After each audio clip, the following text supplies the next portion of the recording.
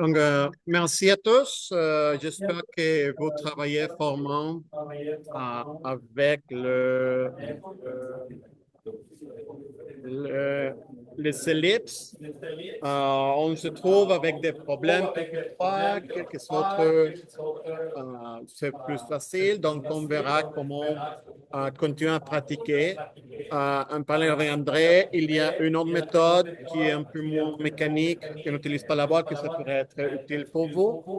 Donc, je vous partage et André, si tu veux me corriger, ça c'est parfait. Donc, par exemple, ce qu'on a vu hier, lundi, ce qu'on faisait une boîte en perspective. On trouvait les centres des deux carrés et on avait le axe pour ici faire les deux ellipses et les connecter. Donc ici, c'est l'avantage, c'est qu'on comprend que ça vient d'une boîte qu'on vient de pratiquer et on comprend la ligne qui vient d'ici, ça nous donne l'ouverture de l'ellipse. Okay? Mais l'inconvénient, c'est qu'on a plusieurs lignes et ça commence à être un peu plus difficile et quand notre muscle ne marche pas comme notre tête les indique, on n'est pas des robots, ça vient. Donc, ça devient être un peu plus compliqué. Okay? Donc, il y a une méthode alternative qui est un peu plus graphique. Par exemple, si on voit si on voit un ellipse en vue orthogonale des côtés, ça va être un rectangle et en vue d'en haut, ça va être un cercle. OK? Donc, si j'ai mon A et j'observe cette cylindre d'ici, je peux continuer mes deux lignes, comme si c'était un point de fuite, mais ce n'est pas un point de fuite, c'est le point de vue. Et je peux, si vous voyez, cette ligne vient en séquence, cette ligne vient en séquence, et donc j'ai ici un petit rectangle là-bas. Ici, je peux faire la même chose, et ça me donne une autre rectangle ici. OK? Donc, de cette manière, je peux dire, OK, j'ai un axe qui vient entre les deux et mon ellipse peut être ici et ici va être une ellipse plus ouverte. Et ça me donne une approximation à comment je peux varier les degrés des ellipses. Okay? Je vais les répéter pour vous. Donc, on va changer un peu le point de fuite. Donc, on va voir, par exemple, ici, le cylindre en horizontal. Et j'imagine que je les regarde ici, par exemple. Donc, je peux aller au coin ici, je peux aller au coin ici. Et si je continue mes lignes, ça me donne le petit rectangle. Ici, si vous regardez, ça me donné un rectangle très grand. Et on sait que le cercle dans le carré, c'est jamais un rectangle. Donc, on va aller au maximum que ce soit un carré. Okay? Donc, ici, je peux faire mon cercle. Ici, je peux faire, on a la moitié du carré. Je peux faire mon ellipse ici. Ici, j'ai mon cercle. Et après, je peux fermer mon cylindre. OK? Donc, c'est une autre manière de rationaliser tout ça. Pour vous, par contre, par exemple ici, mes deux points de fuite, pour terminer de connecter, normalement, on ferait une boîte comme ça, une boîte comme ça. Vous verrez que ça aussi applique ici. Je vais mélanger les deux techniques. La première fois, donc j'espère que ça va marcher bien. OK, ça va être un peu plus comme ça. Donc, j'ai ma boîte ici approximée, c'est pas parfait, mais ça va. J'ai ici l'axe de mon ellipse, non? De mon cylindre qui coupe la ligne.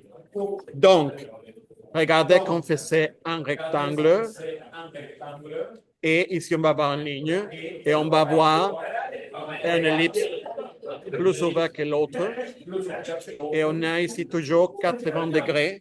Ici, ça a marché aussi parce que j'ai mon axe. Je vais trouver ici au centre 80 degrés exact. 80 degrés exact. Et ici, j'ai mon rectangle pour former mon ellipse. Ça va être un peu plus ouverte. OK? Donc, vous pouvez revenir aussi à cette démo, à cette vidéo, si vous voulez essayer cette autre méthode pour complémenter la méthode de construction qu'on avait hier. OK? Ça va, André? C'était bon? Oui, oui. OK. Donc, ça va ici. Donc, quand on fait du dessin aussi, on a parlé de l'ombre projetée. Donc, on va revenir rapidement. Quand on avait une boîte vue de côté, et dans ce cas, la vue en haut va être un rectangle. OK? Donc, on avait que les rayons de lumière qui viennent de la source, qu'on va la faire parallèle. Donc, c'est quelque chose comme ça. OK? Et ici, je pouvais décider où, dépendamment de comment la lumière vient, il ferait quelque chose, par exemple, on va utiliser le même type de ligne, le rayon de lumière vient comme ça, donc ça va me donner un nombre comme ça, non? Ici, c'est l'ombre, la lumière venant d'ici, et ici, c'est l'ombre, la lumière venant d'ici. Donc, il y a deux lignes qu'on va utiliser, les rayons de la lumière et les lignes qui connectent l'intersection et la connexion de ceux. Donc, si je fais ça en 3D, j'ai ma boîte.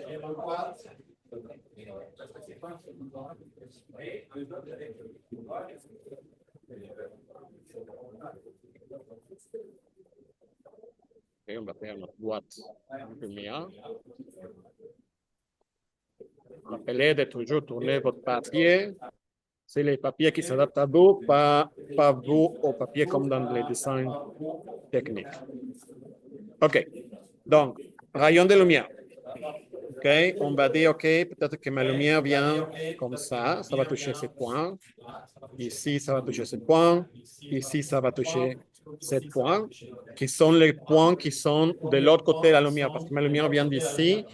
Donc, ça illumine cette face et dans ce cas, cette face. OK? Donc, les rayons sont tous parallèles. Et après, il faut faire l'autre direction. Par exemple, je vais trouver ici horizontal simplement. Donc, je viens ici, de point, 7 points, je les descends. 7 points, je les descends, je lance mon autre ligne. 7 points, je les descends et je lance mon autre ligne, qui me va donner cette forme ici. Donc, ça va venir ici, ça va venir ici. Éventuellement, ça va venir ici. Et donc, l'ombre projetée de cet élément et on va voir les côtés numéro 1, les côtés numéro 2 et les côtés numéro 3. Donc, ici, c'est plus foncé que ça. OK? Donc, ça, comment ça marche avec l'ellipse? En fait, c'est plus facile parce qu'il ne faut pas projeter les 3 points ici au sol et après avec la direction de la lumière. Il faut, par exemple, ça va appliquer quand même, mais ici, on va avoir le cercle.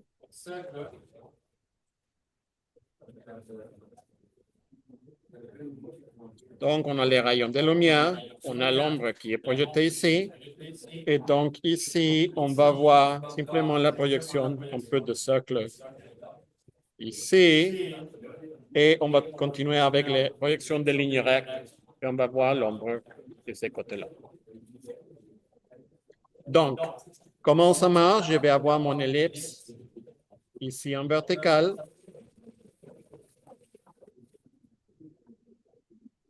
Avec la base un peu plus ouverte.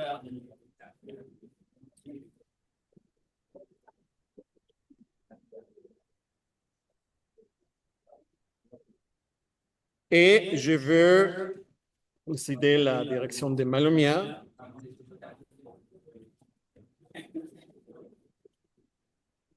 Je vais décider les lignes qui viennent de rayon, donc je vais utiliser les tangents. Par exemple, je viens ici et je viens ici. Et donc, de ces tangents, je peux descendre les points. Je sais que ça va ici. L'autre point qui est de l'autre côté, je sais que ça va ici. Et après, non, pardon, ça c'était... Si je viens ici, la lumière vient ici, ça me dit que je vais avoir ce côté plus en ombre que l'autre, non? On sait que c'est ici. Parce que ça va être le point où je touche.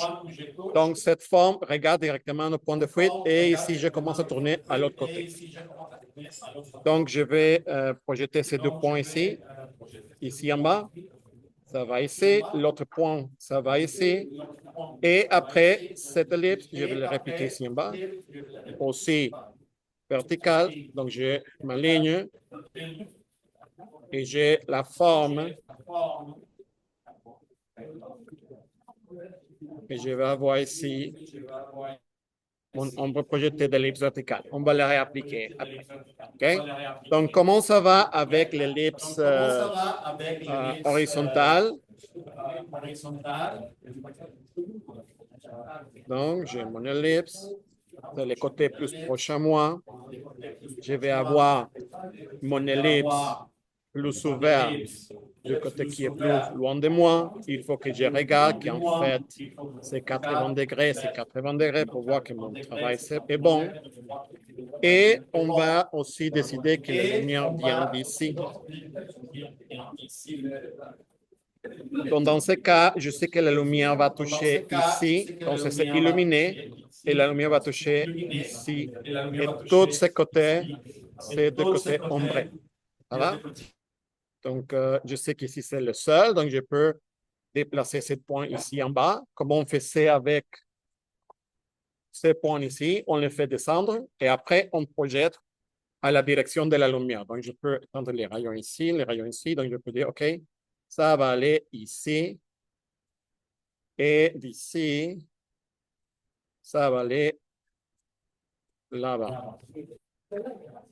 Donc, je sais que je veux faire aussi la même chose de ce côté. J'ai le point où mon rayon de lumière touche. J'ai le seul, je vais le faire descendre et j'ai ici le début de mon côté ombré. J'ai ici, parce que si je faisais la même chose de l'autre côté, ça touche le côté de loin et après je peux le projeter dans la même direction et je peux donc connecter ces points qui viennent de l'arrière ici. Et on a deux lignes parallèles et ici, il faut qu'on les ferme avec une ellipse qui est aussi sur le sol, donc si on a l'élément, et ici je peux faire un peu la même chose. Et on a notre son ombré.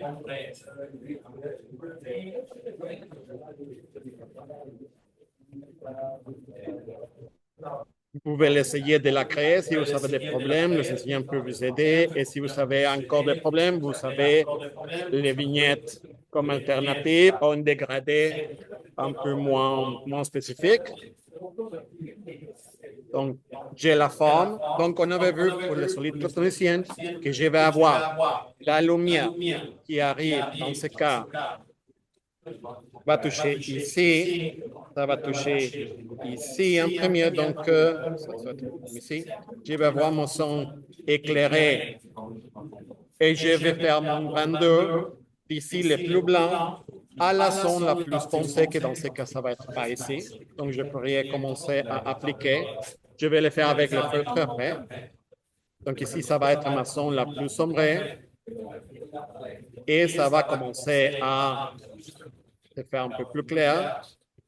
Et d'ici, on va commencer à dégrader un peu plus, jusqu'au moment qu'on arrive à la son éclairée, qui après va commencer à dégrader de l'autre côté aussi. Et ça va nous donner les randos de cylindres. Je vais regarder l'écran parce qu'ici, dans la vie réelle, je vois un peu plus de différence. Mais regardez comment je fais les dessins en direction à mon surface. Et parce qu'on a l'ombre de ces côtés-là, ces côtés, c'est le côté numéro, comme c'est le côté numéro 3. Donc, il va falloir que j'ajoute des choses. Donc, vous pouvez les voir un peu plus de loin pour voir comme si c'est un peu vrai. Okay? Donc, c'est le principe de l'ombre projetée des cylindres vertical et horizontal. Si vous voulez le faire, ici, par exemple, dans ces randos mi-temps, on peut voir un peu la même chose, les rayons de lumière qui venaient ici, non, ça c'est descendu, c'est point c'est descendu, après je les ai projetés de côté. C'est une approximation un peu plus, parce que c'est un peu plus large, mais vous voyez comment on construit la forme. Et il y a un dégradé aussi, quand on a l'ombre plus proche à quelque chose, et c'est pas très visible ici, mais c'est plus foncé et ça commence à s'éloigner, à devenir un peu plus clair et plus difficile. OK? Ça va à ce moment-là? Parfait. Donc, je vais partager rapidement cet exercice parce que c'est ça qu'on va pratiquer. On va faire des ellipses et vous pouvez aussi travailler un peu sur les formes que vous pouvez modifier en décalant les ellipses et varier la taille. Donc, je vais faire deux formes comme exemple et vous allez faire trois formes. Donc, si vous commencez les cylindres, même vous avez des problèmes, commencez à faire au moins un des trois des cylindres ou deux cylindres et après une forme différente où vous jouez. Mais regardez, il faut qu'après que vous la construisez en ligne, vous la coupez pour avoir une section qui est claire, comme si c'était d'un matériel blanche. Donc, dans ce cas, vous allez utiliser les feutres plus clairs qu'on va utiliser pour la base de tout. Et après, on va faire une autre partie un peu plus foncée et une autre partie encore plus foncée. Et après, on va utiliser le stylo d'encre blanc et le Prismacolor blanc aussi pour moduler un peu la forme. Ça va? OK.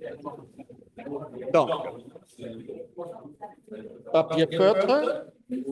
Si vous n'avez pas, vous pouvez utiliser votre papier photocopie, mais vous savez vu, ça vous donne un peu moins de performance. On ne peut pas nécessairement 100% contrôler ça absorbe un peu plus l'encre, donc ça a des problèmes. Le mélange est un peu moins complet. Et rappelez-vous de vous assurer que vous travaillez dans les bons côtés avant de commencer, donc c'est le bon côté. Et si vous allez dessiner directement sur le papier et vous utilisez les crayons noirs, vous allez les dessiner super clairs.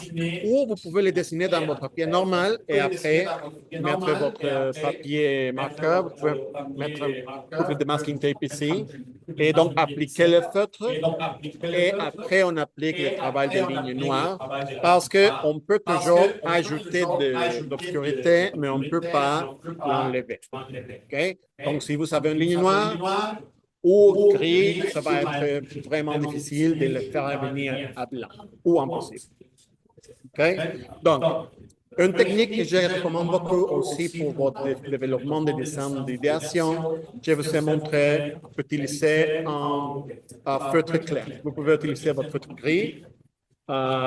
Vous pourriez utiliser la pointe plus dure ou si vous avez un point plus clair, ça aussi, ça va. Mais ça va vous aider. On va regarder si le 1 c'est visible ici. Non, OK. Avec toi. Un petit peu, ou on va avec 4?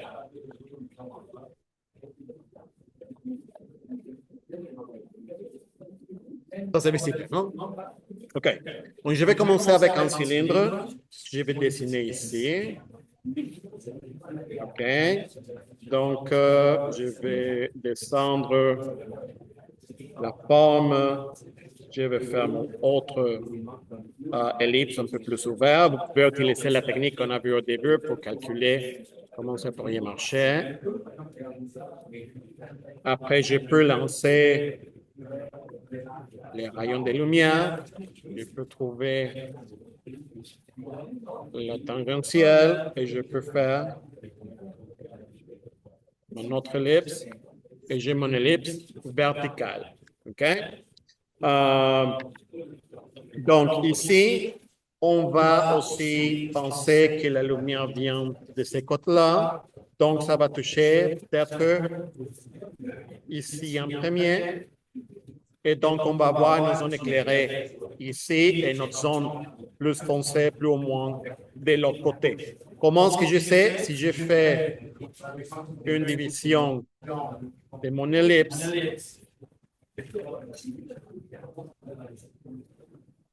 Regardez comment si c'est l'avant de l'ellipse et si c'est le côté de l'ellipse. Donc, ça, c'est 80 degrés dans l'autre direction. Ça va être une partie la plus foncée. Donc, avant d'appliquer les couleurs, je peux en fait commencer toujours avec le gris numéro 1 à ajouter un peu d'obscurité. Et après, je peux commencer à faire des lignes pour que ça se transforme en blanc et je veux ajouter un peu de plus de punch pour avoir un peu plus de contraste avec le numéro 3. Et comme on disait, avant que ça commence à se sécher, je reviens avec un autre élément et je mélange.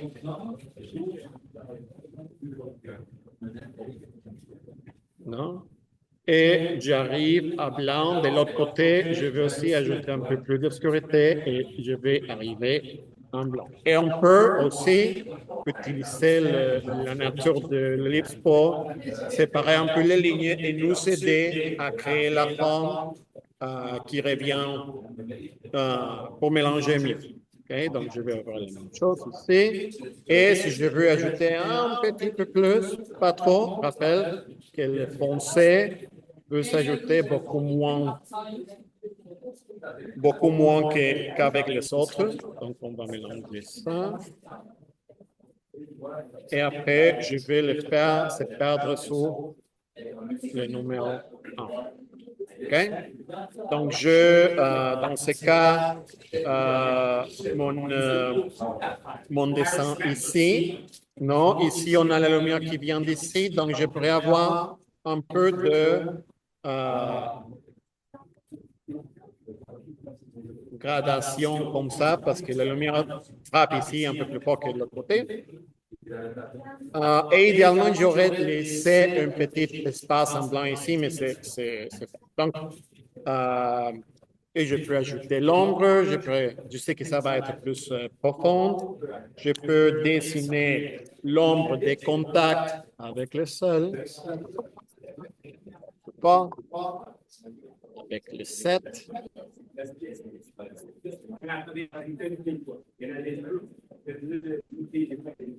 Ici, on va un peu les lancer. Je peux protéger un peu la forme et je vais appliquer un peu de 7. Après, je vais changer au 5. Essayons de vraiment mélanger. J'essaie de suivre la texture et je pense que ça aurait été bien en premier décider quelle est les couleurs les plus claires d'ici. Je veux dire que c'est le 3. Ajouter Et après, je peux revenir avec les 5, comme on a dit, après avec le 7 et travailler un peu mieux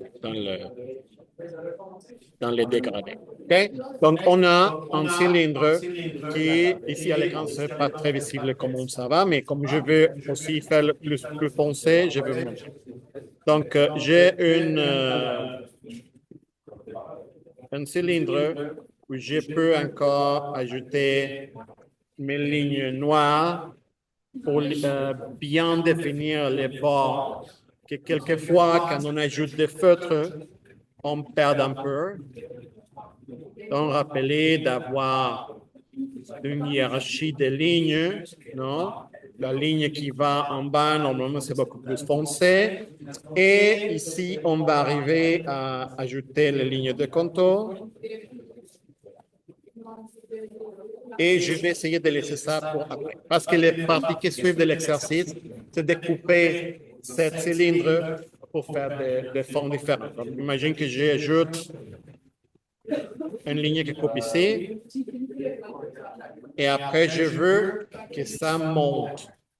Okay? Je sais que si je coupe cette cylindre dans plusieurs choses, la surface va suivre, ça va suivre l'ellipse. Donc, je sais que je peux venir et après, ça va tourner. Ces petites lignes qui font ici, qui tournent, c'est très important. Donc, on va éviter, par exemple, de faire une ligne qui arrive, je ne sais pas, que je fais une autre ligne ici, et ça arrive, et pac, ça termine là-bas directement. Donc, il faut que la ligne tourne avec la surface. Okay? Donc, je vais avoir la ligne ici. Imaginez que je veux que ce soit l'élément foncé. Peut-être que je veux un couvercle ici. Donc, je vais marquer aussi mon couvercle en suivant la forme et m'assurant que ça tombe parce que si je continuerai la ligne, le fait transparent, je verrai comment cette forme, ça tournerait de l'autre côté et ça continuerait. Okay? Donc, on va faire ça plus foncé et ça un peu plus foncé. Donc, potentiellement, ici, je vais monter, au lieu d'arriver à gris 4, comme on avait, je vais essayer de voir à gris 5. Voyons quelque chose. Ici, c'est devenu une surface que je peux travailler comme ça, à une surface qui est très petite. Donc, là-bas, je pourrais un peu changer ma stratégie d'application de la direction. Non? Donc, je vais protéger un peu les côtés. Et je vais commencer avec l'éclair. Par exemple, le 3 qui va être le plus clair. Donc, je peux remplir un peu tout. Et ici, je peux travailler avec l'accélération de mon marqueur. Par exemple, je peux aller d'ici et les lancer à l'autre côté un peu. Et après, je arrive et je le fais se fondre un petit peu. Et si j'ai besoin de plus, je pourrais l'ajouter. Ici, on avait 0 et 1. Donc, peut-être qu'ici, je peux aller à 3 aussi. Donc, je vais ajouter numéro 1 premier. Ici. Parce que le plus clair va être numéro 1 maintenant. Et je peux donc appliquer le numéro 3. Et après, je peux mélanger. C'est encore plus clair que cette forme ici. Et j'ai mon couvercle qui est dans une grille différente. Et ici, on va le faire plus fort, presque noir. Donc, je sais qu'ici, par exemple, je pourrais aller jusqu'à le gris 7. Je vais commencer avec les 5. Après, je peux augmenter.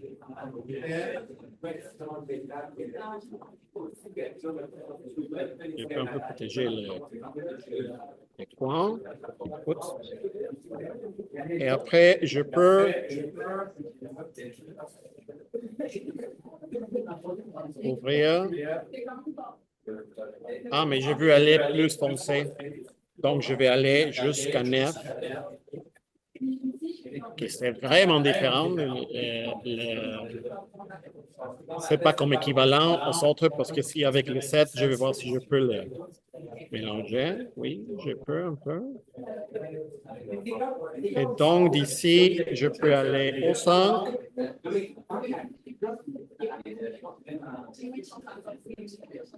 Et au 5.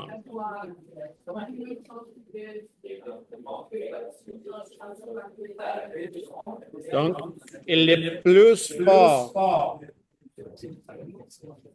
que je fais les changements, qu'on va de noir à blanc, qu'on voit de noir à blanc, au degré foncé à blanc plus rapidement, on va avoir une finition un peu plus métallique.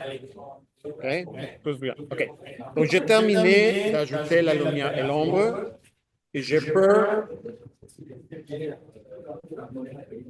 donc ajouter mes lignes noires finales que je vais ajouter où j'ai une ligne de raccord où les choses ont un trou noir, mais je ne vais pas ajouter une ligne noire où j'ai un bord parce que les bords vont avoir de la lumière.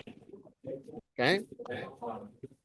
Donc, je vais ajouter ici. Je veux ici aussi perfectionner la ligne noire.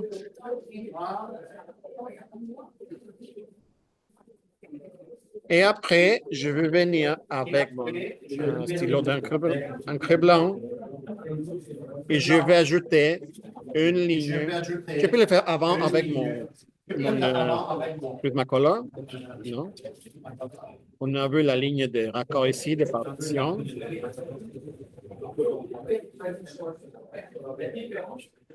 On peut l'ajouter potentiellement ici, mais ça va être beaucoup plus difficile. Donc, avec la ligne d'encre blanc, on va ajouter des petites aides.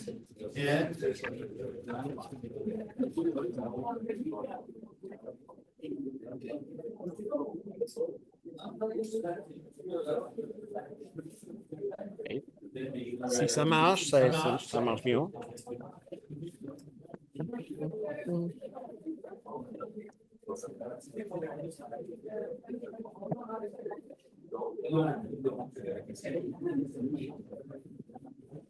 Est-ce que quelqu'un a une qui marche bien à la main?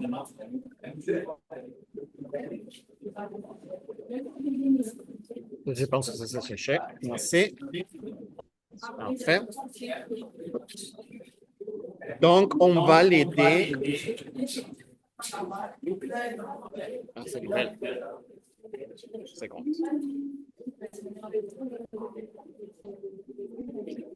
Ah, parfait. Merci. La pression du public. Merci beaucoup. Merci. OK. Donc, ici, donc, on peut...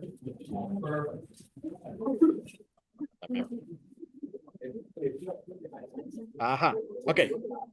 Donc, on peut ajouter un peu plus. Je vais m'aider avec ça. Parce qu'idéalement, c'est quelque chose très mince et idéalement, on va les faire changer. Je ne l'utiliserai pas pour faire toute la ligne complète parce que sinon, ça devient un peu trop visible, mais vous pouvez comme simplement pour emphasiser où ça s'en vient.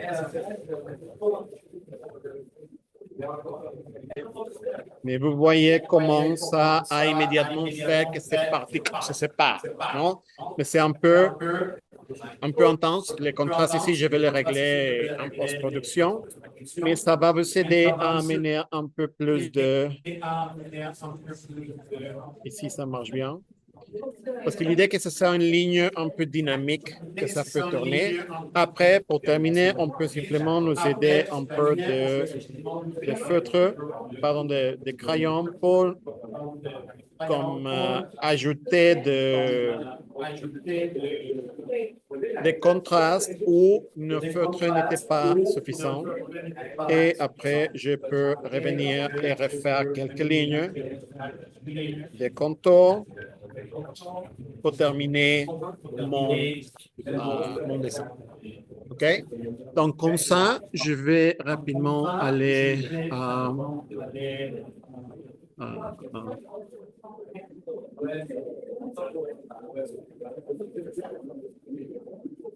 pour pas nécessairement refaire la construction de tout.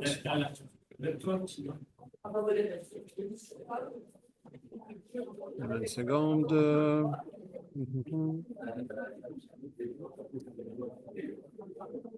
Ah oui.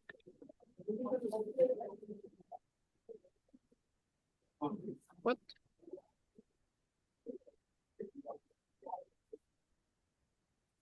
Pardon, pardon.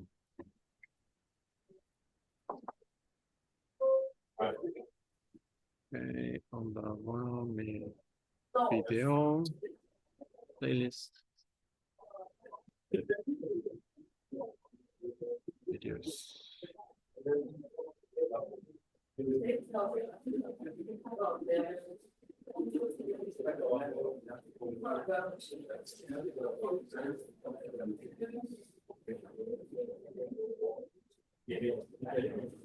OK.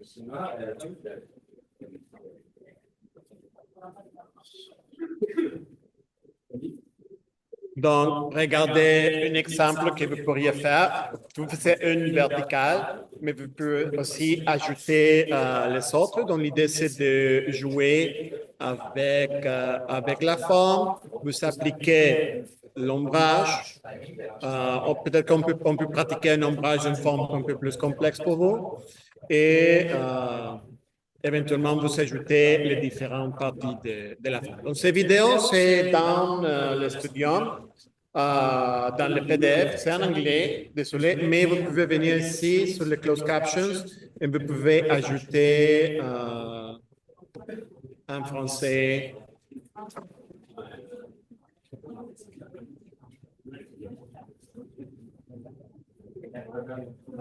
Translate. C'est où la F?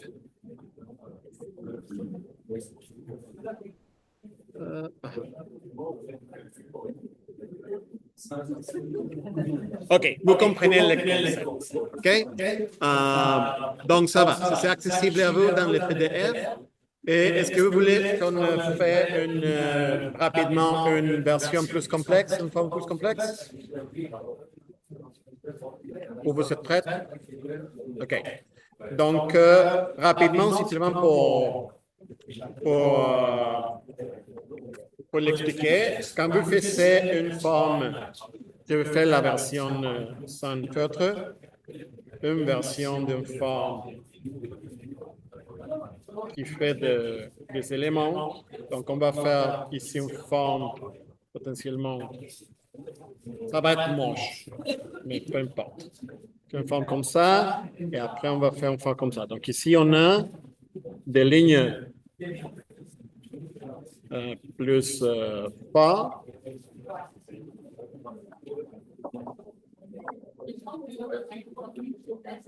Après, on a dans le même design une ligne un peu plus organique qui rappelle, on peut savoir, on peut décider où est l'avant de notre ellipse. Donc, je peux utiliser mes lignes topologiques pour décrire un peu la forme. Donc, ça va descendre ici, ça passe, ça monte. Et de l'autre côté, je peux faire la même chose. Donc, ça descend, ça va, ça monte. Je vois ici, je vois ici, je vois ici. Et je comprends comment ça marche, l'élément que j'ai. Donc, si veut commencer à faire votre son ombré ici, hein, on va faire les rondeurs par là. On arrive à la zone éclairée, etc. Je vous recommande de ne pas simplement rediriger la forme ici quand vous avez une ligne d'eau. Donc, on peut la décaler un petit peu ou la faire légèrement plus grande pour que ça ne coïncide pas nécessairement exactement, parce que sinon, ça commence à se voir comme si c'était une ligne peinturée et pas comme l'effet de la lumière. Donc, ne faites pas de choses exactes, non? Décaler un petit peu où la forme est. Quand on a l'élément plus organique, on a un autre manque de complexité parce que si vous voyez, ici la surface vient en bas et ici la surface regarde en haut. Donc, la zone ombrée va venir ici en étant mais ça va commencer à se faire plus clair quand il vient ici.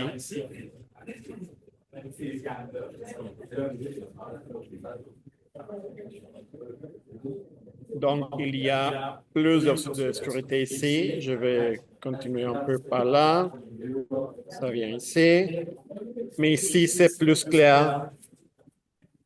Je vais la faire dans cette direction. Regardez comment je commence à suivre la forme. Oui, ici, ça marche comme ça. Mais c'est comme si vous ajouteriez un peu plus d'obscurité ici en haut qu'ici en bas. Parce qu'il y a un peu de différence entre les deux choses. Donc, ça devient un peu plus organique, l'ombrage. Et ici, comme on voit en bas, on peut le faire un peu plus foncé et toujours revenir un peu au clair. Ça fait du sens? OK. Donc, merci. Je vais télécharger le démon pour vous dans les prochaines 30 minutes pendant que ça processe et tout. Et on continue avec le TP.